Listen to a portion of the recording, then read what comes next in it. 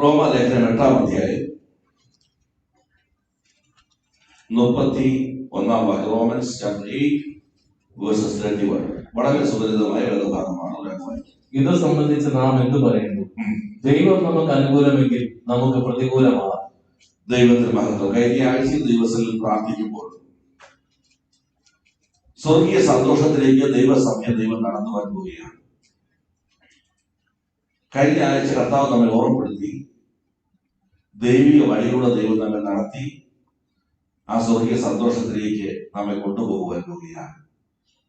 എന്നാൽ ആ വഴിയിലൂടെ സഞ്ചരിക്കുമ്പോൾ പ്രതികൂലങ്ങൾ അനവധി ഉള്ളതുകൊണ്ട് ലക്ഷ്യസ്ഥാനത്ത് എത്തുവാൻ വേണ്ടി ആ സ്വർഗീയ സന്തോഷം നിന്റെ ഭവനത്തിന്റെ ജീവിതത്തിൽ എത്രമാണ് ദൈവത്തിന് നിർബന്ധമുള്ളതുകൊണ്ട് പ്രതികൂലങ്ങളെ ജയിച്ചടക്കി ദൈവം നമുക്ക് അനുകൂലമായി പ്രവർത്തിക്കുവാൻ പോവുകയാണ്. സ്വന്തം അതുകൊണ്ട് ഇനി എന്ത് നിങ്ങൾ ഭാരപ്പെടരുത്.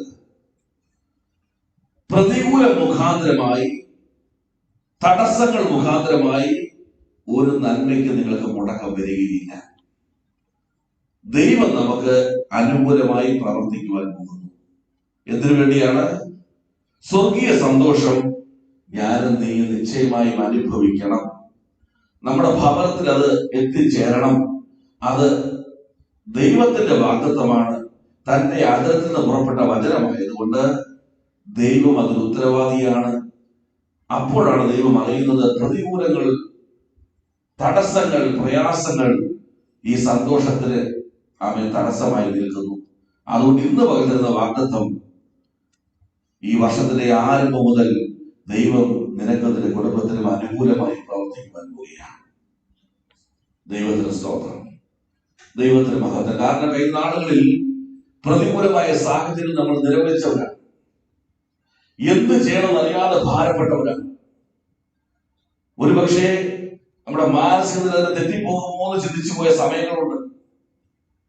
അവിടെ എല്ലാം കർത്താവ് നമ്മെ സമാധാനം കൊണ്ട്, സന്തോഷം കൊണ്ട് നിലനിർത്തി ഇന്ന് പകൽക്കാലം വരെ കൃപയോടെ നിർത്തിയിരിക്കുന്നത് എന്തെന്ന് ചോദിച്ചാൽ, ദൈവത്തിന് എന്നെ നിങ്ങളെ കുറിച്ച് വ്യക്തമായ ഒരു പദ്ധതിയുണ്ട്. ആ സ്വർഗീയ സന്തോഷം പൂർത്തീകരിക്കപ്പെടുവാൻ വേണ്ടി താൻ തന്നെ അനുകൂലമായി വരുവാൻ പോവുകയാണ്. അതുകൊണ്ട് ഇന്ന് നമ്മൾ ചോദിക്കേണ്ട ചോദ്യമാണ് നമ്മൾ വായിച്ചത്. എന്താണ് നമ്മൾ വായിച്ചത്? ഇത് സംബന്ധിച്ച് നാം എന്ത് പറയുന്നു?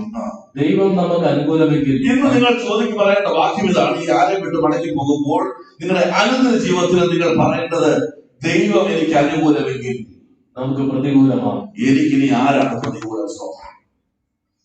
കുടുംബമായി നിങ്ങൾ പറയണം, ദൈവം നമുക്ക് അനുകൂലമെങ്കിൽ ആരാണ് പ്രതികൂലം? ആര് കൃപ പ്രാപിക്കുന്നുവോ ആ വ്യക്തി ഭവനത്തിൽ നിന്ന് ഉറക്കം വിളിച്ചു പറയണം, ഒരു പ്രതികൂലങ്ങളും നിങ്ങളെ ഇനി ജയിച്ചടക്കുവാൻ പോകുന്നില്ല. കാരണം താൻ തന്നെ നമുക്ക് അനുകൂലമായി നിൽക്കുവാൻ പോവുകയാണ്. ദൈവത്തിന് മഹത്വം കരയറ്റുന്നു. എന്താണ് ഈ ദൈവീയ അനുകൂലമായി കേൾക്കുന്ന പ്രത്യേകതകൾ? സങ്കീർത്തനം 27-ാം അധ്യായം 1 മുതൽ 3 വരെയുള്ള വാക്യങ്ങൾ വായിക്കും. സാംസ് 27:1-3. ദൈവം അനുകൂലമായാൽ എന്തൊക്കെ സംഭവിക്കും? യഹോവ എന്റെ വെളിച്ചവും എന്റെ രക്ഷയുമാകുന്നു, ഞാൻ ആരെ ഭയപ്പെടും? യഹോവ എന്റെ ജീവന്റെ ബലം, ഞാൻ ആരെ പേടിക്കും? ദൈവം എനിക്ക് അനുകൂലമാണെങ്കിൽ ഞാൻ ആരെ പേടിക്കാനാ? ഞാൻ ആരെ ഭയപ്പെടുവാൻ വേണ്ടിയാ? 3-ാം വാക്യം വായിച്ചേ. ഒരു സൈന്യം എന്റെ നേരെ പാളയം ഇറങ്ങിയാലും എന്റെ ഹൃദയം ഭയപ്പെടുകയില്ല. എതിരാളിയുടെ വലിപ്പമോ എതിരാളിയുടെ ശക്തിയോ പ്രതികൂല സാഹചര്യങ്ങളുടെ ആഴമേറിയ ടെക്നിക്കാലിറ്റി ഒന്നും എനിക്ക് വിഷയമല്ല. ദൈവം എനിക്ക് അനുകൂലമായതുകൊണ്ട് ഞാൻ ഒന്നിനെയും ഭയപ്പെടുന്നില്ല. സ്തോത്രം. ഞാൻ ഒറ്റയ്ക്ക് ഒരു സൈന്യം എന്റെ നേരെ ഇറങ്ങിയാലും ഞാൻ ഭയപ്പെടാൻ പോകുന്നില്ല, ഞാൻ കുലുങ്ങുവാൻ പോകുന്നില്ല. ദൈവം അനുകൂലമാകുന്ന സാഹചര്യത്തിൽ ഈ വർഷം നീ അനുഭവിച്ചറിയാൻ പോകുന്ന ജീവിത അനുഭവങ്ങളാണിത്. നിന്റെ കൺമുമ്പിൽ കഴിഞ്ഞ നാളുകളെക്കാൾ ശക്തിയോടെ പ്രതിബന്ധങ്ങൾ ആഞ്ഞടിക്കാൻ വരുമ്പോൾ ദൈവം നിന്നെ ഓർമ്മപ്പെടുത്തും, ദൈവം നിന്റെ മുമ്പിൽ വെളിപ്പെടുത്തും. അവൻ ഞാൻ ഭയപ്പെടുകയില്ല, ഞാൻ നിരാശപ്പെടുകയില്ല, ഞാൻ തകരുകയില്ല, ഞാൻ ദൈവം എനിക്ക് അനുകൂലമായി നിൽക്കുന്നു. ഹല്ലേലൂയ. സങ്കീർത്തനം 94-ാം അധ്യായം സാംസ് 94 അതിന്റെ 16 മുതൽ വായിച്ച 16-18. ദൈവം അനുകൂലമായാൽ ദുഷ്കർമ്മികളുടെ നേരെ ആർ എനിക്ക് വേണ്ടി എഴുന്നേൽക്കും? നീതികേട് പ്രവർത്തിക്കുന്നവരോട് ആർ എനിക്ക് വേണ്ടി എതിർത്ത് നിൽക്കും? യഹോവ എനിക്ക് സഹായമായിരുന്നില്ലെങ്കിൽ എന്റെ പ്രാണൻ വേഗം മൗനവാസം ചെയ്യുമായിരുന്നു. എന്റെ പ്രാണൻ എന്നേ നഷ്ടപ്പെട്ടു പോകുമായിരുന്നു. എന്റെ കാൽ വഴുതുന്നു എന്ന് ഞാൻ പറഞ്ഞപ്പോൾ യഹോവേ നിന്റെ ദയ എന്നെ താങ്ങി. ദൈവത്തിന് സ്തോത്രം. മതി. ദൈവം അനുകൂലമായിരുന്നില്ലായിരുന്നെങ്കിൽ ഞാൻ പണ്ടേ ഈ ലോകം വിട്ടുപോയത്. എല്ലാവർക്കും പറയുവാൻ ഒരു സാക്ഷ്യമുണ്ട്. ആത്മഹത്യക്ക് ഒരുങ്ങിയ സാക്ഷികളുണ്ട്. മരിച്ചാൽ മതി എന്ന് ആഗ്രഹിച്ച സമയങ്ങളുണ്ട്. എന്റെ അപ്പൻ എന്നെ കരുതിയില്ലായിരുന്നുവെങ്കിൽ, അവൻ എനിക്ക് അനുകൂലമല്ലായിരുന്നുവെങ്കിൽ ഞാൻ എന്റെ പ്രാണൻ ഈ ദേശപ്പെട്ടു പോകുമായിരുന്നു. ഞാൻ വീണ് തകരണ്ട കാൽ വഴുതിയ സാഹചര്യങ്ങളുണ്ട്. എന്നാൽ വീഴാതെ കരങ്ങളിൽ വഹിച്ച ആ ശാശ്വത മൂല്യം എനിക്ക് അനുകൂലമായതുകൊണ്ട് വീഴാതെ അവന്റെ മഹിമാസന്നിധിയിൽ ആനന്ദത്തോടെ കളങ്കമില്ലാതെ സന്തോഷം നിർത്തിയവര് ഇന്ന് പകൽക്കാലം നമ്മൾ പിന്നെ മഹത്വം കരയിപ്പിക്കുകയാണ്. എവിടൊക്കെ വഴികളുണ്ടോ ആ വഴികളുടെ ശത്രു പൊരുതി. എന്നാൽ അവിടെയെല്ലാം ദൈവം നമുക്ക് അനുകൂലമായിരുന്നു. ദൈവത്തിന്റെ അത്ഭുതങ്ങൾ നമുക്ക് അനുകൂലമായിരുന്നു. നീ ഞാൻ ജോലി ചെയ്യുന്ന സ്ഥാപനത്തിൽ നിന്നെക്കാളും സാമർഥ്യമുള്ളവർ ജ്ഞാനമുള്ളവരുണ്ട്. പക്ഷെ ദൈവം നിന്നെ ആക്കിയിരിക്കുന്ന അവസ്ഥ, അല്ലെങ്കിൽ നിന്നെ ആക്കുവാൻ പോകുന്ന അവസ്ഥ നിന്റെ ജ്ഞാനം കൊണ്ടോ അറിവ് കൊണ്ടുമില്ല, ദൈവം നിനക്ക് അനുകൂലമായതുകൊണ്ടാണ്. ഹല്ലേലൂയ. പ്രതികൂല ശബ്ദങ്ങൾ ഉയർന്നു, നിന്റെ ജീവിതാനുഭവങ്ങൾ പ്രതികൂലമായി നിന്നു. പക്ഷെ അതിന്റെ മുകളിൽ അത്യുന്നതന്റെ മുകളിൽ അത്യുന്നതൻ വ്യാപരിക്കുന്നത് കൊണ്ട്, അവൻ നിനക്ക് അനുകൂലമായതുകൊണ്ട് സകല പ്രതികൂലത്തെ തകർത്തുകൊണ്ട് ദൈവം ആക്കിയിരിക്കുന്ന അവസ്ഥയിലേക്ക് ദൈവം നിന്നെ കൊണ്ടുപോകുവാൻ നോക്കിയാണ്. വീഴ്ത്തുവാൻ നോക്കി, പ്രാണനെ എടുക്കുവാൻ നോക്കി, പക്ഷെ ഒന്നും സംഭവിച്ചില്ല. ദൈവം എനിക്ക് അനുകൂലമായിരുന്നു. ദൈവത്തിന് സ്തോത്രം. അതുകൊണ്ട് ഇന്ന് പകൽക്കാലം നമ്മൾ പറയേണ്ടത് സങ്കീർത്തനക്കാരൻ 124 വാക്യത്തിൽ എഴുതിയിട്ടുള്ളത് വായിച്ചു. Psalms 124 നിർത്തി വായിച്ചു.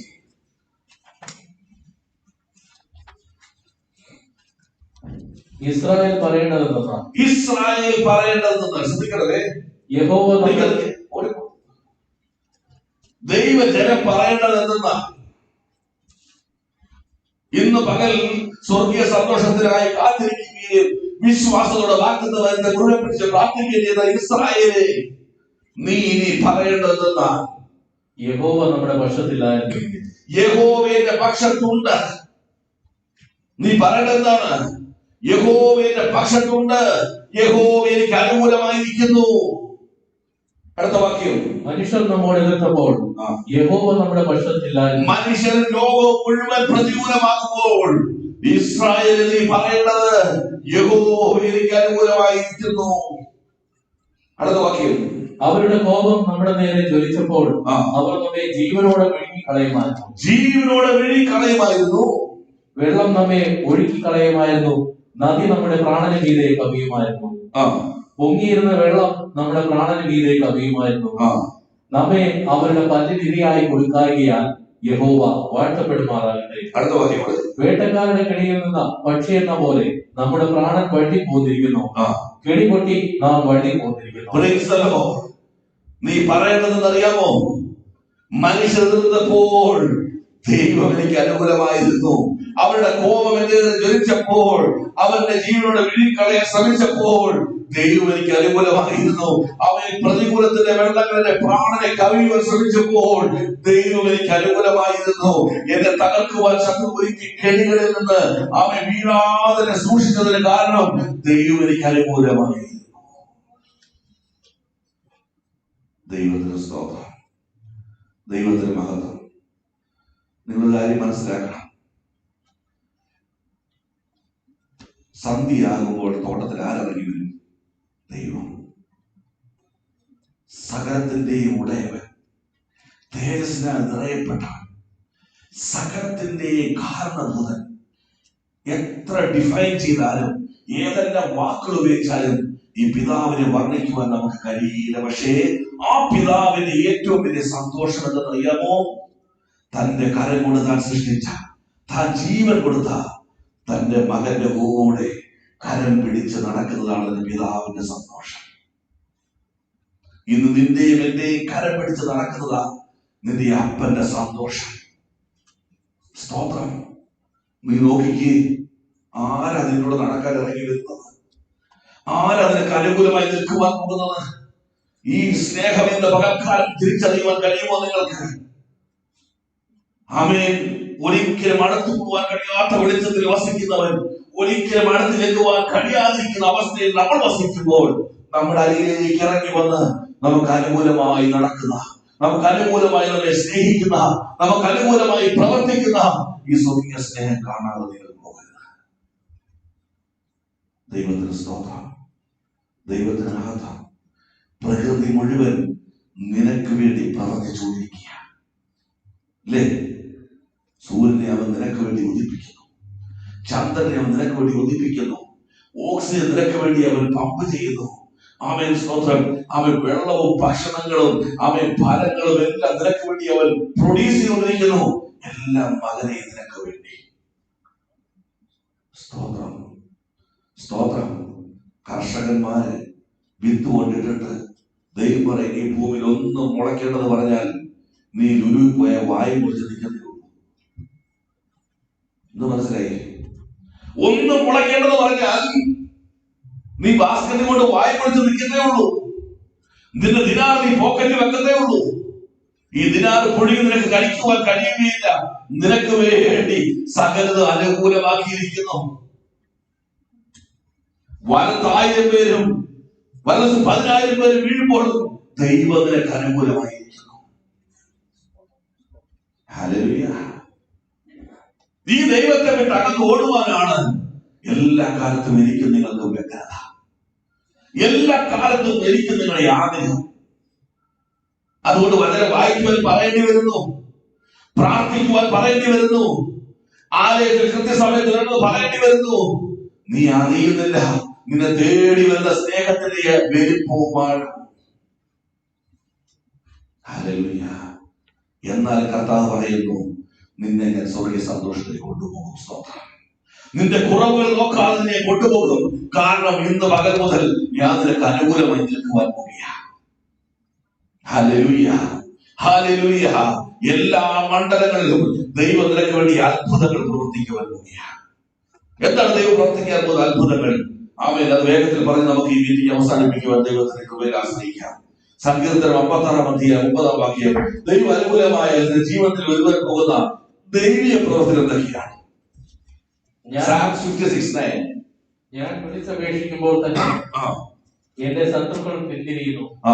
ദൈവം എനിക്ക് അനുകൂലമെന്ന ഞാൻ അറിയുന്നു. ഒന്നാമത് ദൈവം ചെയ്യാൻ പോകുന്ന ഒരു അത്ഭുത പ്രവൃത്തി.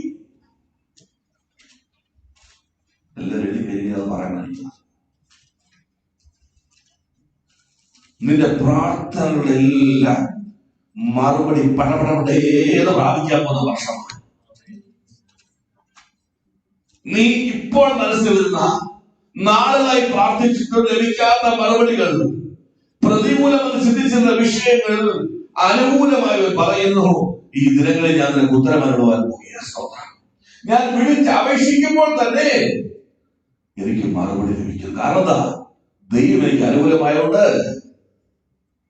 വെച്ചു, ദൈവം എനിക്ക് അനുകൂലമെന്ന് ദൈവം എനിക്ക് അനുകൂലമെന്ന് ഞാൻ അറിയുന്നു. ഇത് ദൈവം വെറുതെ പറഞ്ഞതല്ല. അതിനെ ഇച്ചിരി ഡീറ്റെയിൽ ആയിട്ട് പത്രോസ് എഴുതി. 1 പത്രോസ് ലേഖനം 3:12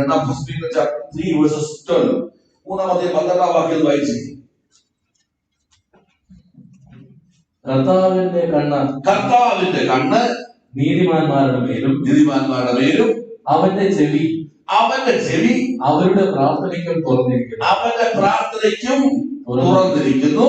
എന്നാൽ കർത്താവിന്റെ മുഖം ദുഷ്പ്രവർത്തിക്കാർക്ക് പ്രതികൂലമായിരിക്കുന്നു. തന്റെ മക്കൾക്ക് വേണ്ടി ദൈവം അവരുടെ പ്രാർത്ഥനയുടെ വിഷയത്തിന്മേൽ 24 മണിക്കൂറും അനുകൂലമായിരിക്കുന്നു. എന്നാൽ ദുഷ്പ്രവർത്തിക്കാർക്ക് അവൻ പ്രതികൂലമായിരിക്കുന്നു. ഒരു ദൂത് നീ ഏറ്റെടുത്തോണം. ദുഷ്പ്രവർത്തി എന്ന് പറഞ്ഞാൽ വചനപ്രകാരം ദൈവേഷ്ടം ചെയ്യാതിരിക്കുക. അങ്ങനെ വാക്കിലുണ്ടോ? അത് യോഹന്നാൻ 9:31 വായിച്ചു. ജോൺ 9:31 അത് പറഞ്ഞ വേഗത്തിൽ ജോൺ 9:31.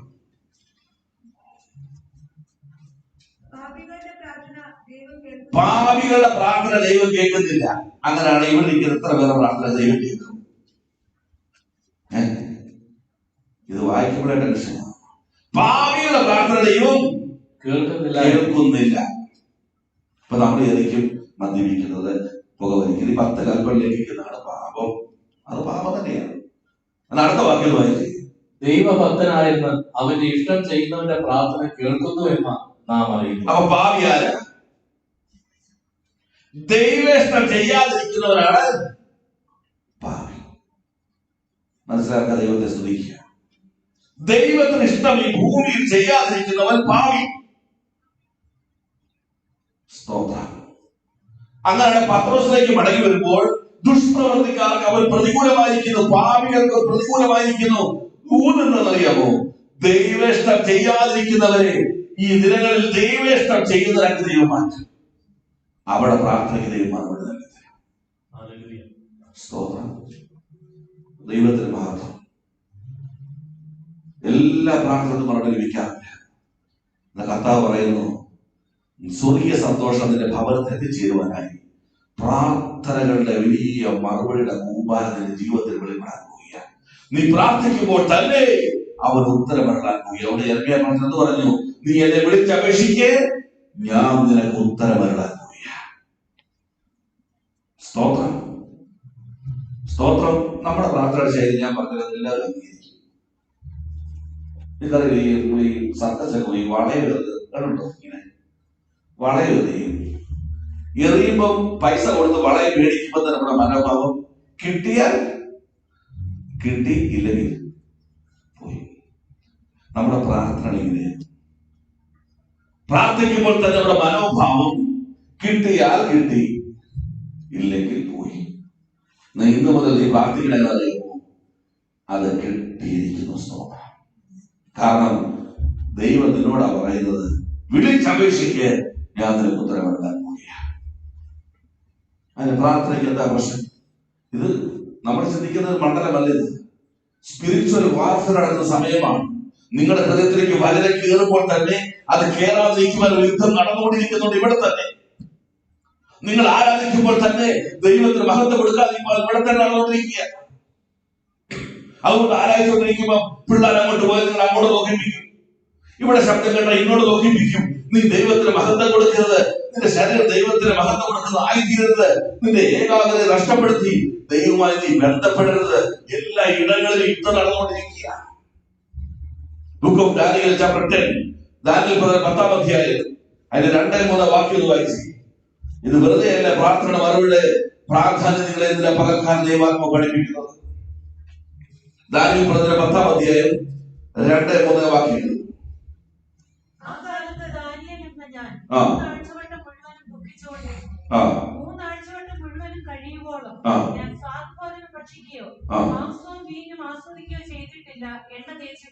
ദൈവം കാണിച്ച ദർശനത്തിനനുസരിച്ച് തങ്ങളുടെ ജനതയ്ക്ക് വരാൻ പോകുന്ന കഷ്ടതകളും വിരാമങ്ങളും ദുഃഖങ്ങളും തിരിച്ചറിഞ്ഞ ദാനിയേൽ താൻ ദൈവസന്നിധിയിൽ ഉപവാസത്തോടെ പ്രാർത്ഥനയോടെ ആയിരുന്നു. ദൈവമേ, ഈ മഹാകഷ്ടതയിൽ നിന്ന്, മഹോപദ്ര കാലത്തിൽ നിന്ന് തന്റെ ജനതയെ വിടുവിക്കുന്ന ദൈവദർശനങ്ങളിൽ ദൈവസന്നിധിയിൽ പ്രാർത്ഥനയോടെ ആയിരുന്നു. വിശ്വസ്തനായ ദാനിയേൽ താൻ പ്രാർത്ഥിക്കുമ്പോൾ അതിന്റെ 11-12 വാക്യങ്ങൾ വായിച്ചു. 11 മുതൽ 13 വരെ വായിച്ചു. ദൂതൻ വെളിപ്പെട്ടു. ദൂതൻ പറയാണ്, പ്രിയപ്പെട്ട ദാനിയേലേ, ഇനി നീ പറയുന്നത് ശ്രദ്ധിച്ച് കേൾക്കണം. നിന്റെ ഉപവാസത്തിന് നടുവിൽ, നിന്റെ പ്രാർത്ഥന നടുവിൽ മറുപടിയുമായി ഞാൻ നിന്റെ അടുക്കൽ അയക്കപ്പെട്ടിരിക്കുന്നു. അവൻ ഈ വാക്ക് എന്നോട് സംസാരിച്ചപ്പോൾ ഞാൻ വിറച്ചുകൊണ്ട് നിവർന്നു നിന്നു. അവൻ എന്നോട് പറഞ്ഞത്, ദാനിയേലേ, ഭയപ്പെടേണ്ട. നീ തിരിച്ചറിയേണ്ടതിനും ദൈവത്തിന്റെ മുമ്പാകെ നിന്നെ തന്നെ താഴ്ത്തേണ്ടതിനും മനസ്സ് വെച്ച ആദ്യ ദിവസം മുതൽ നിന്റെ വാക്ക് കേട്ടിരിക്കുന്നു. നിന്റെ ഉപവാസത്തിന് തീരുമാനമെടുത്ത് നീ പ്രാർത്ഥിക്കാനുള്ള ഫസ്റ്റ് മൊമെന്റ് തന്നെ നിന്റെ പ്രാർത്ഥനയുടെ മറുപടി സ്വർഗത്തിൽ ട്രാവൽ ചെയ്യാൻ തുടങ്ങി. നീ 21 ദിവസമാണ് ഉപവസിക്കുന്നെങ്കിൽ 21 ദിവസമല്ല ദാനിയേലേ, നിന്റെ മറുപടി 1-ാം ദിനം പ്രഭാതം തന്നെ മറുപടിയുമായി ദൈവം എന്നെ അയച്ചു. പക്ഷെ എന്ത് പറ്റി? വായിച്ചു. നിന്റെ വാക്ക് ഹേതുവായി തന്നെ ആ. ഞാൻ വന്നിരിക്കുന്നു. നിന്റെ പ്രാർത്ഥന മുഖാന്തരമായി ദൈവം അയച്ചിരിക്കുന്നു, ഞാൻ വന്നിരിക്കുന്നു. ആ, പാർശ്വരാജ്യത്തിന്റെ പ്രഭു 21 ദിവസം എന്നോട് എതിർത്തിരുന്നു. നിന്റെ പ്രാർത്ഥനയ്ക്ക് മറുപടി നിനക്ക് ലഭിക്കാതിരിക്കുവാൻ ദുഷ്ടശക്തി 21 ദിവസം തടഞ്ഞുകൊണ്ടിരുന്ന സ്തോത്രം. മനസ്സിലായോ?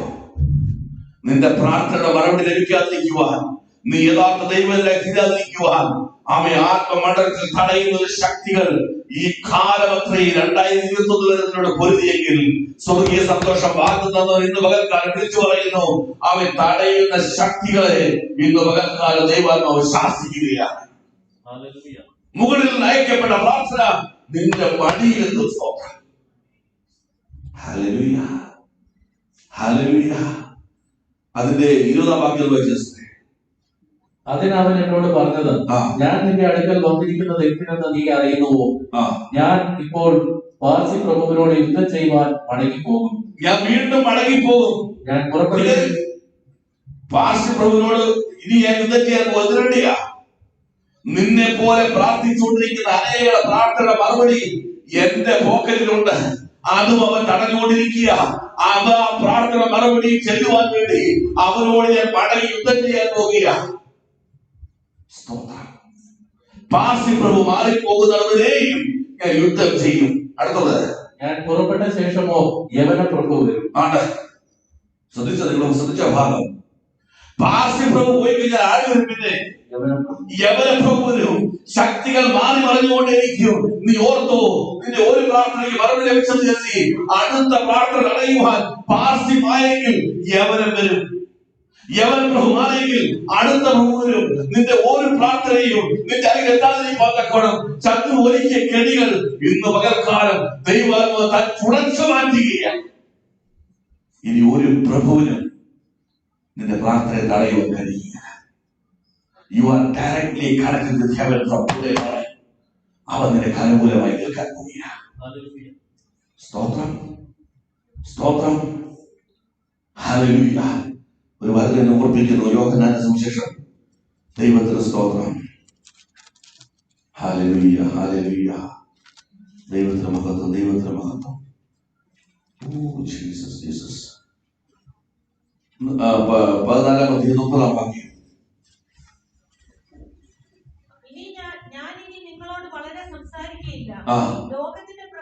ലോകത്തിന്റെ പ്രഭു വരുന്നു. അവൻ എന്നോട് ഒരു കാര്യവുമില്ല. ഓർത്തോ ദൈവമക്കളെ, ഇന്ന് പകർന്ന് തോന്നു കേട്ടോ, നിന്റെ പ്രാർത്ഥനയ്ക്ക് മറുപടിയായി തടസ്സം നിൽക്കുന്ന ലോകത്തിലെ ശക്തികളായ പ്രഭുക്കന്മാർക്ക് എന്നോടൊരു കാര്യമെന്ന് പറഞ്ഞാൽ ഞാൻ തുറന്ന വഴിയിൽ അടയ്ക്കുവാൻ അവർക്ക് ആർക്കും കഴിയുകയില്ല.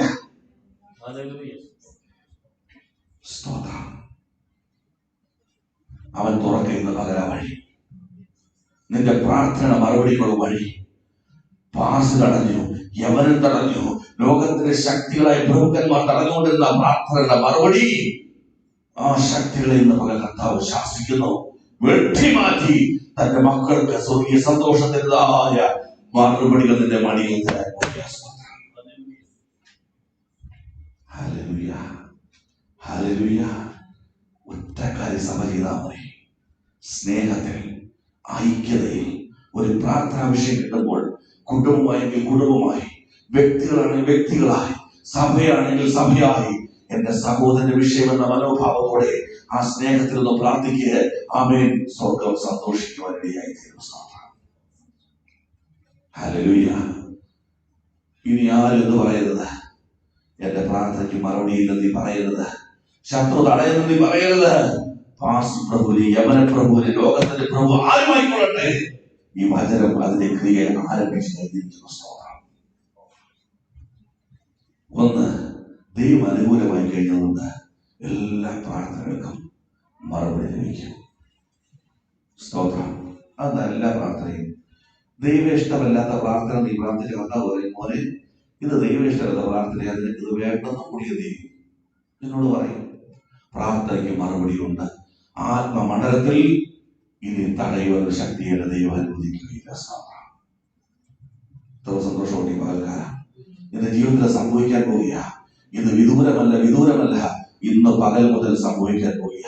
അവൻ നിനക്ക് അനുകൂലമായി കേട്ടിരിക്കുന്നു. ഹല്ലേലൂയ. രണ്ടാമത് ചെയ്യുന്ന കാര്യം എസെക്കിയേൽ 36-ാം അധ്യായം. നമുക്ക് എസെക്കിയേൽ chapter 36 8-10 എന്ന് വായിച്ചേ.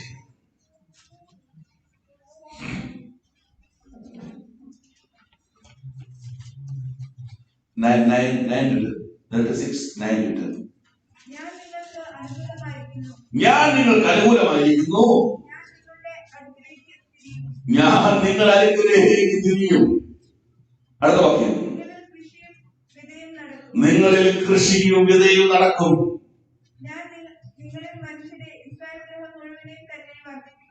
വർദ്ധിപ്പിക്കും. ഹല്ലേലൂയ. സ്തോത്രം.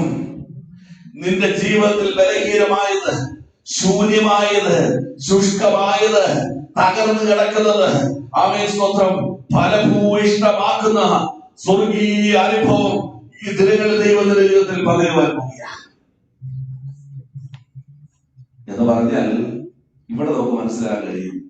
ഇവിടുന്ന് അബ്ദുൽ വരെ പോകാന്നുണ്ടെങ്കിൽ 90% എന്താണ്? മരുഭൂമിയാണ്, യൂസ്ലെസ് ആയി കിടക്കുന്ന സ്ഥലമാണ്. നിന്നെ ഇനി നോക്കിക്കഴിഞ്ഞാൽ ഉപയോഗശൂന്യമായി ഒന്നുമില്ല, നിന്നെ കാണുകയില്ല. 100% പെർഫെക്ഷനിലേക്ക് ദൈവം നിന്നെ സമൃദ്ധിയോട് നിറയ്ക്കാൻ പോകുക, ഫലം കായ്ക്കാൻ പോകുക. നിന്നിലൂടെ നല്ല വൃക്ഷം എന്ത് ചെയ്യും? നല്ല ഫലം കായ്ക്കും. ആകാത്ത വൃക്ഷമോ ആകാത്ത ഫലം കായ്ക്കും. നല്ല ഫലം കായ്ക്കുന്ന വൃക്ഷമാക്കി ദൈവത്തിനെ മാറ്റാൻ പോവുക. സ്തോത്രം. അതെന്താണ് ദൈവം ചെയ്യാൻ പോകുന്ന കാര്യങ്ങൾ? സങ്കീർത്തനം 1-ാം അധ്യായം 1 മുതൽ 3 വരെ വാക്യം വെച്ച് Psalms 1-3 വേഗത്തിൽ. ദുഷ്ടന്മാരുടെ ആലോചന പ്രകാരം നടക്കാതെയും പാപികളുടെ വഴിയിൽ നിൽക്കാതെയും പരിഹാസികളുടെ ഇരിപ്പിടത്തിൽ ഇരിക്കാതെയും യഹോവയുടെ ന്യായപ്രമാണത്തിൽ സന്തോഷിച്ച് അവന്റെ ന്യായപ്രമാണത്തെ രാപ്പകൽ ധ്യാനിക്കുന്നവൻ ഭാഗ്യവാൻ. ഒന്ന്, അൺഗോഡ്ലി ആയിട്ടുള്ള എല്ലാ സ്വഭാവങ്ങളും, അൺഗോഡ്ലിയായ ദൈവമല്ലാത്ത എല്ലാ അനുഭവങ്ങളും നിന്റെ ജീവിതത്തിൽ നിന്ന് ദൈവം എടുത്തു മാറ്റും. ഇപ്പോൾ നീ ആരായി മാറി? അവന്റെ ന്യായപ്രമാണം രാപ്പകൽ ധ്യാനിക്കുന്ന ഒരു ദൈവത്തിന്റെ മകനായി മാറി. വചനവുമായി നീ ബന്ധപ്പെട്ടപ്പോൾ 3-ാം വാക്യം പറയുന്നു, അവൻ ആചരിക്കുന്ന നട്ടിരിക്കുന്നതും അവൻ പരിശുദ്ധാത്മാവിനാൽ ബന്ധപ്പെടുകയും തക്കകാലത്ത് ഫലം കായ്ക്കുന്നതും അവൻ ഫലം കായ്ക്കുന്ന ഒരു വൃക്ഷമായി മാറി. ഇല വാടാത്ത വൃക്ഷമായി മാറി. സീസണൽ ബിലീവർ അല്ല. മനസ്സിലാക്കാൻ ദൈവത്തെ സ്തുതിക്കുക. കൺവെൻഷൻ ഉപവാസ സമയങ്ങളിൽ ശക്തി ആർജിക്കുകയും പിന്നെ തടയുകയും ചെയ്യുന്ന അല്ലതിന്റെ ജീവിതം. ഫലഭൂയിഷ്ടമായ പരിശുദ്ധാത്മാവിനാൽ ബന്ധിക്കപ്പെട്ട വചനവുമായി അടിയുറച്ച വേരോടിയ ഒരു ആത്മീയ ജീവിതത്തെ ഉടമയാക്കി ദൈവത്തിനെ മാറ്റി. അവിടെ വെളിപ്പാട് പുസ്തകം 22-ാം അധ്യായം 1-2 വാക്യങ്ങൾ വായിച്ചാൽ വേഗത്തിൽ വായിച്ചത്. Revelation 22:1-2. വീതിയുടെ നടുവിൽ ദൈവത്തിന്റെയും കുഞ്ഞാടിന്റെ സിംഹാസനത്തിന്റെ നടുവിൽ നിന്ന് പുറപ്പെടുന്നതായി മണക്ക് പോലെ ശുഭ്രമായ ജീവജല നദി ദൈവത്തിന്റെ കുഞ്ഞാടിന്റെ സിംഹാസനത്തിൽ നിന്ന് ആരംഭിക്കുന്നു. അവിടെ തുടങ്ങി താഴേക്ക് വരുന്നു. വായിച്ചു. നദിക്ക് ഇക്കരെയും അക്കരെയും ജീവവൃക്ഷമുണ്ട്. അത് 12 വിധം ഫലം കായ്ച്ച് മാസം തോറും അത് ഫലം കൊടുക്കുന്നു. മാസത്തോറും ഫലം കൊടുക്കുന്നു എന്ന് പറഞ്ഞാൽ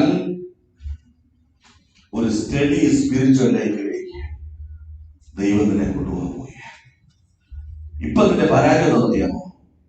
നിനക്ക് ആഗ്രഹമുണ്ട് കർത്താവിന് നിലകൊള്ളുവാൻ, നിനക്ക് തീരുമാനമുണ്ട് നിലകൊള്ളുവാൻ, നിനക്ക് ഹൃദയത്തിൽ ആത്മാവിനെ എരികൊണ്ട് മുന്നോട്ട് പോകുവാൻ. പക്ഷേ ചൂട് വെക്കുന്നതോറും തണുത്തുറഞ്ഞു പോകുന്ന, ഇല്ലെങ്കിൽ നിന്നെ പുറകോട്ട് വലിക്കുന്ന, നിരാശപ്പെടുത്തുന്ന മതി എന്ന് പറഞ്ഞുകൊണ്ട് സ്വയമായി തന്നെ കർത്താവിൽ നിന്ന് പിന്തിരിഞ്ഞു പോകുന്ന പൈശാചി ശക്തികൾ നിന്നോട് പൊരുതിക്കൊണ്ടിരിക്കുക. ഇല്ല, സ്റ്റഡി സ്പിരിച്വൽ മാസം തോറും. എന്താ കാരണം? നീ ബന്ധപ്പെട്ടിരിക്കുന്നത് ഒരു സഭയോടല്ല, നീ ബന്ധപ്പെട്ടിരിക്കുന്നത് ഒരു പാസ്റ്ററോടല്ല, നീ ബന്ധപ്പെട്ടിരിക്കുന്നത് ഒരു ജീവജല നദിയോടാണ്. അത് ആരംഭിക്കുന്നത് ദൈവത്തിന്റെയും കുഞ്ഞാടിന്റെയും സിംഹാസനത്തിൽ നിന്നാണ്. സ്തോത്രം. പല ദൈവദാസന്മാർ പറയാറുണ്ട്, ഞാനല്ലേ നിന്നെ വളർത്തിയത്. ഏറ്റവും പൈശാചികമായ സെന്റൻസ് ആണത്. നടുവാൻ നനയ്ക്കുവാനല്ലാതെ ഈ ഭൂമിയിൽ ആർക്കും ഒന്നും കഴിയുകയില്ല. വളരുമാറാക്കുന്ന ആരാ? ദൈവം. സ്തോത്രം. കുഞ്ഞുങ്ങൾക്ക് പോസ്റ്റ് ബോൺവിറ്റയും സെർലാക്കും എല്ലാം കൊടുക്കാൻ നമുക്ക് പറ്റും. പക്ഷേ വളരണം നിർമ്മത തന്നെ. അപ്പനും അമ്മയുടെ കൈയും കാര്യം പിടിച്ച് വലിക്കുന്നുണ്ടോ വളരാൻ? വെക്കാൻ വളരുമാറാക്കുന്ന ദൈവമാണ്. നിന്റെ ആത്മമണ്ഡലവും ദൈവം വളരുമാറാക്കുന്നത് ഈ ദൈവം അനുകൂലമായി നിൽക്കുന്നതുകൊണ്ട് ഒരു സ്റ്റഡി സ്പിരിറ്റിലേക്ക് തരാൻ പോകുന്നത്. നിന്നെ വട്ട് കളിപ്പിക്കുക, പന്ത് കെട്ടുന്നവരെ പിശാചിനെടുത്താട്ടുക. അവൻ അകത്ത് ആഗ്രഹമുണ്ട്, സ്വർഗീയ വിളിയുണ്ട്. പക്ഷേ അവൻ മുന്നോട്ട് പോകാൻ കഴിയാതിരിക്കുന്ന സാഹചര്യങ്ങളെ ദൈവം ഇന്ന് പകർക്കാരെ തകർത്ത് കളയുക. ഗിദെയോനെ കൊരം കളിപ്പിച്ചതുപോലെ നിന്നിട്ട് വട്ട് കളിപ്പിക്കാനുള്ളതല്ലെന്ന് നീ വിലയേറിയവരും മാന്യനുമാണ്. സ്തോത്രം. ഹല്ലേലൂയ, ഹല്ലേലൂയ, സ്തോത്രം. മത്തായി 25-ാം വാക്യം വായിച്ച് 20-ൽ വായിച്ച ഭാഗം ആഗ്രഹിക്കുന്നു. മാത്യു 25:21 25-ാം അധ്യായം 20-21.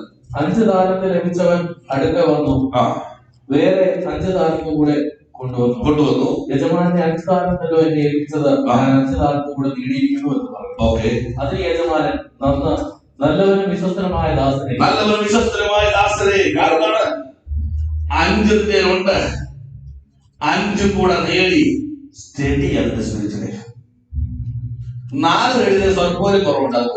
ഇല്ല, നിന്റെ ഞാൻ പോയി കഴിഞ്ഞിട്ടും നിന്റെ സ്പിരിറ്റിലേക്ക് വളരെ സ്റ്റഡിയാണ്. അതുകൊണ്ട് നല്ലവരും വിശ്വസ്തനുമായ ദാസനെ വായിച്ചു. നീ അല്പത്തിൽ വിശ്വസ്തനായിരുന്നു, ഞാൻ നിന്നെ അധികത്തിന് വിചാരിക്കുന്നു. നിന്നോട് ദൈവം പറയുന്നു, നീ ഏറ്റെടുത്തോ. അല്പത്തിൽ നീ വിശ്വസ്തനായതുകൊണ്ട് ദൈവത്തിനെ അധികത്തിൽ വിചാരകരാക്കി മാറ്റാൻ നോക്കിയ. ഭൗതിക മണ്ഡലങ്ങളിലും വലിയ ഉയർച്ചകൾ ദൈവം നിനക്ക് തരാൻ നോക്കിയ. സ്തോത്രം. എന്താ കാരണം അറിയാമോ? നിന്റെ എക്സ്പീരിയൻസ് കൊണ്ട് നല്ലത്, നിന്റെ സർട്ടിഫിക്കറ്റ് കൊണ്ട് നല്ലത്, നിന്റെ നോളജ് കൊണ്ട് നല്ലത്. ദൈവം നിനക്ക് അനുകൂലമാ, ദൈവം നിനക്ക് അനുകൂലമാ. അല്പത്തിൽ നീ അനുകൂലമായതുകൊണ്ട് അധികത്തിൽ ഞാൻ നിനക്ക് അനുകൂലമായി പ്രവർത്തിക്കാൻ നോക്കിയ. നീ പ്രതീക്ഷിക്കാൻ ഉപരിയായുള്ള വഴികൾ ദൈവം നിനക്ക് വേണ്ടി തുറക്കാൻ നോക്കിയ. അടുത്ത വാക്കുകൾ വായിച്ചാൽ അതെനിക്ക് ഏറ്റവും ഇഷ്ടപ്പെടുന്നത്. നിന്റെ യജമാനന്റെ സന്തോഷത്തിലേക്ക് പ്രവേശിക്കുക എന്ന് അവനോട് പറഞ്ഞു. ഓക്കെ. സ്വർഗത്തിൽ എന്തുകൊണ്ട്? യജമാനന്റെ സന്തോഷം. ശ്രദ്ധിച്ചു കേട്ടോ. ആടി ഉലഞ്ഞ ആത്മീയ നയിക്കുന്ന ആരെങ്കിലും ഓർത്തോണം, നിങ്ങളെ ഓർത്ത് സ്വർഗത്തിൽ യാതൊരു സന്തോഷമില്ല. എന്നാൽ സ്റ്റഡി സ്പിരിറ്റിലായി തീരുമാനമാണ് നിങ്ങൾ ഒരുവരുണ്ടെങ്കിൽ കർത്താവ് യജമാന സന്തോഷത്തിലേക്ക് എത്തിയാൽ നിന്നെ എത്തിയിരിക്കുന്നു. നമ്മളിപ്പോ എളുപ്പത്തിൽ പറഞ്ഞാൽ ആ വാട്സപ്പ് ഗ്രൂപ്പിലേക്ക് നിങ്ങളെ കൂടെ ആഡ് ചെയ്തിരിക്കുന്നു. ഏതാ? യജമാനന്റെ സന്തോഷം എന്ന വാട്സപ്പ് ഗ്രൂപ്പിലേക്ക് നിങ്ങളെ കൂടെ ആഡ് ചെയ്തിരിക്കുന്നു. ഇല്ലെങ്കിൽ നിങ്ങൾ പഠിക്കുമ്പോൾ ഇത് പറയാൻ ഓർത്തിരിക്കുന്നതുകൊണ്ട് അങ്ങനെ പറയാൻ വാട്സപ്പൊക്കെ പെട്ടെന്ന് ഓർത്തിരിക്കും. ഇല്ലെങ്കിൽ നിങ്ങൾ പുറത്താ. എപ്പോഴാ? ദൈവം അനുകൂലമായതുകൊണ്ട് തകർത്ത് കളയുന്ന ആത്മമണ്ഡലത്തെ ദൈവം ഉയർത്തുവാൻ പോകുകയാണ്. സ്റ്റഡി സ്പിരിറ്റിലേക്ക് തരാൻ പോകുക. ദൈവത്തിനെ നീ ചോദിച്ചതിനപ്പുറമായി ആത്മമണ്ഡലത്തിലും ഭൗതിക മണ്ഡലത്തിലും ദൈവത്തിനെ ഉയർത്തി മാനിക്കുവാൻ പോകുക. പ്രാർത്ഥിച്ച് മറുപടി കിട്ടി. സ്റ്റഡി സ്പിരിറ്റിലേക്ക് കിട്ടി. മൂന്നാമത് സങ്കീർത്തനം 77-ാം അധ്യായം 7-8 വാക്കുകൾ പറഞ്ഞ ഭാഗം വേഗത്തിൽ പറഞ്ഞ് പ്രാർത്ഥിക്കുന്നു. Psalm 77:7 and 8.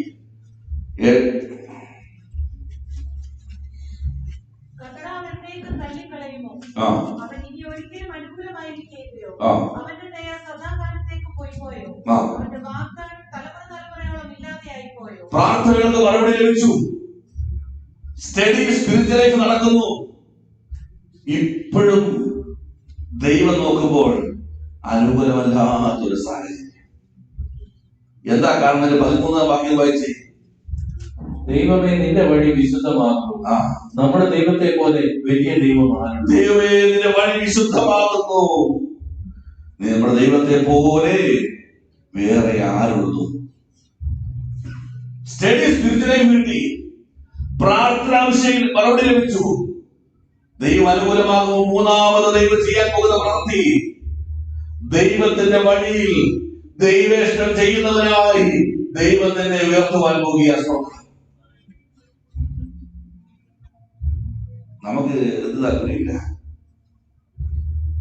ദൈവേഷ്ടം താല്പര്യമില്ല, യേശുവിന് താല്പര്യമില്ല. യേശു പറഞ്ഞില്ലേ, കഴിവെങ്കിൽ ഈ പാനപാത്രം എന്നിൽ നിന്ന് നീക്കണം. എന്താണ് കാരണം?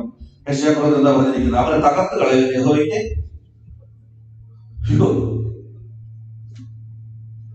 ആ വഴി തിരിഞ്ഞു വരും പൂച്ചയുണ്ട് പറഞ്ഞാൽ നമ്മൾ അങ്ങോട്ട് പോകുന്നില്ല. അപ്പോൾ പിന്നെ അവരെ തകർത്ത് കളയാൻ ഇഷ്ടം തോന്നുന്നു പറഞ്ഞാൽ ആരെ ഇഷ്ടം ചെയ്യാൻ ആഗ്രഹിക്കുന്നു? എന്നാൽ സാഹചര്യങ്ങൾ പ്രതികൂലമാണെങ്കിലും, ഒരുപക്ഷെ ചെയ്തെടുക്കാൻ അസാധ്യമെന്ന് തോന്നുമെങ്കിലും, ഒരുപക്ഷെ എനിക്കതിനുള്ള കഴിവുണ്ടോ ഇല്ലയോ എന്ന് ചിന്തിക്കുന്നുവെങ്കിലും, ദൈവം അനുകൂലമായതുകൊണ്ട് ഈ വർഷം ദൈവേഷ്ടത്തിനായി നിന്നെ ദൈവം ഉപയോഗിക്കാൻ പോകുകയാണ്. മനസ്സിലായോ പറഞ്ഞത്? നിനക്ക് കഴിവൊന്നും വേണ്ട, നിനക്ക് അറിവൊന്നും വേണ്ട, നിനക്ക് അസാധ്യമായിരിക്കാം. ഒറ്റയ്ക്ക് ഞാൻ എന്തോ ചെയ്യാനാ? ഒറ്റ മനുഷ്യൻ സകല മനുഷ്യനെ പാപങ്ങൾ ചുമന്നുവെങ്കിൽ ഇന്ന് ഭൂമിയിൽ ഒരു മനുഷ്യൻ നിന്ന് കൊടുത്താൽ ദൈവം മഹാ അത്ഭുതങ്ങളെ പ്രവർത്തിക്കും. നെഹമ്യാവ് നോക്കുമ്പോൾ കഥകളെല്ലാം തകർന്നു, മതിലെല്ലാം ഇടിഞ്ഞ് കിടക്കുക. നെഹമ്യാവിന്റെ പുസ്തകം 13:1 വാക്യം വായിച്ച് വേഗത്തിൽ കർത്താവേ, നിന്റെ ചെവി അടിയന്റെ പ്രാർത്ഥനയ്ക്കും നിന്റെ നാമത്തെ ഭയപ്പെടുവാൻ താല്പര്യപ്പെടുന്ന നിന്റെ ദാസന്മാരുടെ പ്രാർത്ഥനയ്ക്കും ശ്രദ്ധയുള്ളതായിരിക്കണമേ. ഇന്ന് അടിയന്റെ കാര്യം സാധിച്ച് ഈ മനുഷ്യന്റെ മുമ്പാകെ എനിക്ക് ദയ ലഭിക്കുമാറാകണമേ. ഞാൻ രാജാവിന് പാനപാത്രമാകുന്നതായിരുന്നു. പ്രവാസത്തിൽ പോയവരുടെ അവർ പട്ടണത്തിന്റെ വാതിൽ ചുട്ടുകിടക്കുന്നതും മതിൽ തകർന്നു കിടക്കുന്നതുമാ കണ്ടിട്ട് നെഹമ്യാവ് കരയുവാൻ തുടങ്ങി. ഇന്ന് നെഹമ്യാവിന്റെ സ്ഥാനത്ത് ഞാൻ നിൽക്കുക. നെഹമ്യാവ് എന്താ പറഞ്ഞ, ഞാനൊരു പാനപാത്ര. കർത്താവ്, എന്റെ ജോലി വളരെ ചെറുതാണ്. ഈ ശത്രു തകർത്തിട്ടിരിക്കുന്ന ഈ മതിലും വാതിലും ഒക്കെ പണിയും എന്നെ കൊണ്ട് പറ്റിയത്. ഞങ്ങളെല്ലാം ഒരുമിച്ചിരുന്നേ കൊള്ളാമായിരുന്നു. ഒറ്റയ്ക്ക് എന്നാ ചെയ്യാനാ? എന്റെ കഴിവിൽ എന്ത് ചെയ്യാനാ? നെഹമ്യാവാണെങ്കിൽ ഇരുന്നില്ല. ഞാൻ പാനപാത്രവാഹകനാണെങ്കിലും, എനിക്ക് പ്രസംഗിക്കാൻ കഴിവില്ലെങ്കിലും, എനിക്ക് വചനം അറിയത്തില്ലെങ്കിലും, എന്നെ ഒന്നിനും ഗുണമില്ലെങ്കിലും, എന്നെ ശക്തനാക്കുന്നതിന് മുഖാന്തരം സകലത്തിന് മതിയാവുന്ന വചനം എന്റെ പേരിൽ വ്യാപരിക്കുന്നത് കൊണ്ട് അവൻ ഈ വർഷം അനുകൂലമായി ദൈവം പറയുന്നു. എല്ലാ പ്രതികൂലങ്ങളും നോക്കിയാലും, എല്ലാ പ്രതിസന്ധികളും നോക്കി ദൈവേഷ്ടം ചെയ്യുവാനായി നിന്നെ മുൻപോട്ട് നടത്തുന്ന വർഷമാണ് 2022. എന്റെ ചെറിയ ശമ്പളമുണ്ട്, എന്റെ ചെറിയ ജോലിയുണ്ട്, എന്റെ ചെറിയ കപ്പാസിറ്റി കൊണ്ട്, എന്റെ ചെറിയ റിസോഴ്സ് കൊണ്ട് എനിക്ക് എന്ത് ചെയ്യാൻ പറ്റും? മരമണ്ട, നീ ഒറ്റയ്ക്കല്ല, ഞാനും നിന്റെ കൂടെ ഉണ്ട്. സ്തോത്രം. ഹല്ലേലൂയ.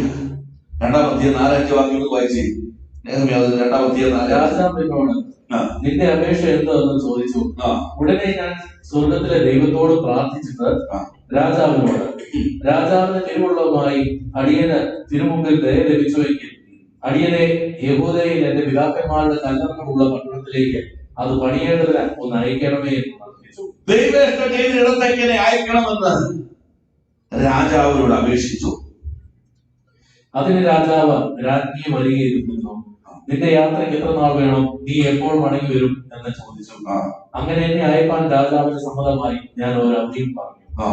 രാജാവിന് തിരുവുള്ളമുണ്ടായി ഞാൻ യഹൂദയിൽ എത്തും വരെ നദിക്കക്കരെയുള്ള ദേശാധിപതിമാർ എന്നെ കടത്തിവിടേണ്ടതിന് അവർക്ക് എഴുത്തുകളും ആലയത്തോട് ചേർന്ന കോട്ടവാതിലുകൾക്കും പട്ടണത്തിന്റെ മതിലിനും ഞാൻ ചെന്ന് പാർപ്പാനിരിക്കുന്ന വീടിനും വേണ്ടി ഉത്തരം മുതലായവ ഉണ്ടാക്കുവാൻ രാജാവിന്റെ വനവിചാരകനായ ആസാഫ് എനിക്ക് മനം തരേണ്ടതിന് അവൻ പോകുവാനുള്ള പെർമിഷൻ കിട്ടി.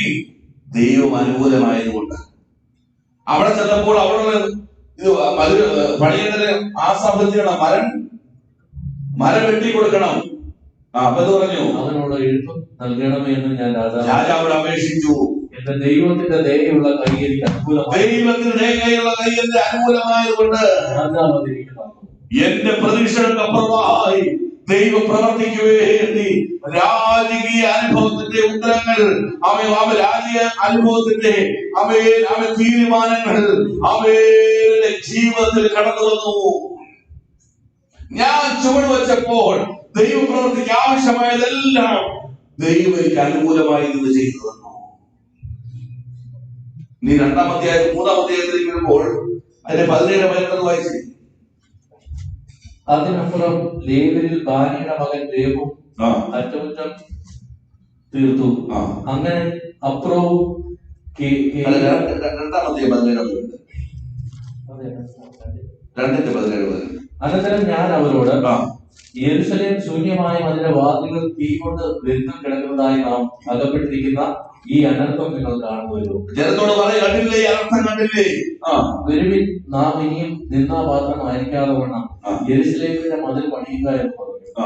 എന്റെ ദൈവത്തിന്റെ കൈ എനിക്ക് അനുകൂലമായിരുന്നതും രാജാവ് എന്നോട് കൽപ്പിച്ച വാക്കുകളും ഞാൻ അറിയിച്ചപ്പോൾ നാം എഴുന്നേറ്റ് പണിയുക എന്ന് പറഞ്ഞു. അങ്ങനെ അവർ ആ നല്ല പ്രവൃത്തിക്കായ അന്യോന്യം ധൈര്യപ്പെട്ടു. ഒരുവന്റെ തീരുമാനം രാജാവിന്റെ ഉള്ളങ്ങളെ മാറ്റിമറിച്ചു. രാജാവിന്റെ തീരുമാനങ്ങൾ തനിക്ക് വേണ്ട നന്മകൾക്കുള്ള അനുഭവമായി മാറ്റിമറിക്കപ്പെട്ടു. അവൻ ദൈവത്തിന്റെ കൈ അനുകൂലമായതുകൊണ്ട് ഒരുവൻ നിന്നപ്പോൾ ദേശത്തിലെ ജനം മുഴുവൻ അവന്റെ കൂടെ നിൽക്കുവാൻ ഇടയായി തീർന്നു. ഇന്ന് പകൽക്കാലം നീ ഒരുവൻ ഉറച്ചു നിൽക്കുന്ന ദൈവസന്നിധിയിൽ നിന്റെ കഴിവിന് അപ്പുറമായുള്ള ദൈവപ്രവൃത്തി ഇതിലൂടെ ദൈവം ചെയ്യുന്നത് നിന്റെ കൺമുമ്പിൽ നീ കാണുവാൻ തുടങ്ങും. സ്തോത്രം. തകർച്ച കണ്ടു, ദൈവേഷ്ടം കണ്ടു, ചുവട് വെച്ചു, നന്മ കിട്ടി, ജനം ഒരുമിച്ച് അതിന്റെ പണിയും ആരംഭിച്ചു. സ്തോത്രം. Hallelujah, hallelujah. 6-ാം അധ്യായം 1-ാം വാക്യം വായിച്ചു. വേഗത്തിൽ പറയുക. വേറെ നടക്കാതെ വണ്ണം അവരുടെ ധൈര്യം ക്ഷയിച്ചു പോകണമെന്ന് പറഞ്ഞ് അവരൊക്കെയും ഞങ്ങളെ ഭയപ്പെടുത്തുവാൻ നോക്കി. ആകയാൽ ദൈവമേ എന്നെ ധൈര്യപ്പെടുത്തണം. അവൻ ദൈവപ്രവൃത്തി ദൈവത്തെ തകർക്കുവാൻ തക്കവണ്ണം അവൻ ധൈര്യം കെടുത്തിക്കൊണ്ട് ശത്രുവിന്റെ വിശ്വാസത്തെ ചോർത്തിക്കൊണ്ട് ധൈര്യത്തെ ചോർത്തിക്കൊണ്ട് പൊരുതിയപ്പോൾ അവൻ ദൈവത്തിന്റെ കൈ അനുകൂലമായതുകൊണ്ട് ധൈര്യം ചോരാതെ ആ പണിയിൽ മാത്രം വ്യാപൃതനാകുവാൻ ദൈവം കൃപ നൽകി. 7-ാം അധ്യായം 1-ാം വാക്യം ആദ്യ ഭാഗം വായിച്ചേ. എന്നാൽ മതിൽ പണി തീർത്ത് മതിലിന്റെ പണി തീർത്തു. അടുത്ത വാക്യോടെ കതകുകൾ വയ്ക്കുകയും കതകുകൾ വെച്ച് മതി തകർത്ത മതിൽ അവൻ പണിതു. ചുട്ടുകളഞ്ഞ വാതിലുകൾ അവൻ വെച്ചു. ആര് വെച്ചു? ഒരു പാനപാത്രവാഹകൻ, ഒരു സാധ്യതയുമില്ലാത്തവൻ, ഒരു യോഗ്യതയുമില്ലാത്തവൻ, അതിനുള്ള സാമ്പത്തികമില്ലാത്തവൻ, അതിനുള്ള വിദ്യാഭ്യാസമില്ലാത്തവൻ, അതിനുള്ള കഴിവില്ലാത്തവൻ, അവനെ കൊണ്ട് ദൈവം മഹാ അത്ഭുതങ്ങൾ ചെയ്തു. എന്തു ശത്രു തകർന്നുവോ അവനെ കൊണ്ട് അവൻ അത് തിരിച്ച് എടുപ്പിക്കുവാൻ തക്കവണ്ണം അവൻ ഈ വർഷം എന്തൊക്കെ നിന്റെ ഭവനത്തിൽ ശത്രു ചെയ്തു വെച്ചവോ, എന്തൊക്കെ നിന്റെ ദേശത്ത് ദൈവം ശത്രു ചെയ്തു വെച്ചവോ, നിന്നെ കൊണ്ട് തന്നെ അതെല്ലാം കർത്താവ് തീപിണ്ട ചെയ്യാൻ പോകുക. ഞാൻ എന്റെ സഭയെ പണിയും, പാതാള ഗോപുരങ്ങൾ ജയിക്കുകയില്ല.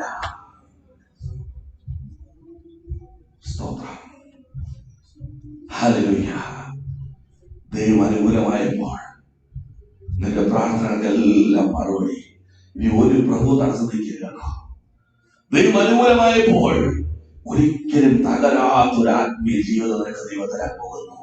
3-ാമത് ദൈവം അനുകൂലമായപ്പോൾ നിനക്ക് കഴിയാത്ത കാര്യങ്ങൾ നിന്നിലൂടെ ഈ ഭൂമിയിൽ ദൈവം ചെയ്തെടുക്കാൻ പോകുന്നു. കണ്ണടയ്ക്കാൻ പ്രാർത്ഥിക്കാൻ. Hallelujah, hallelujah.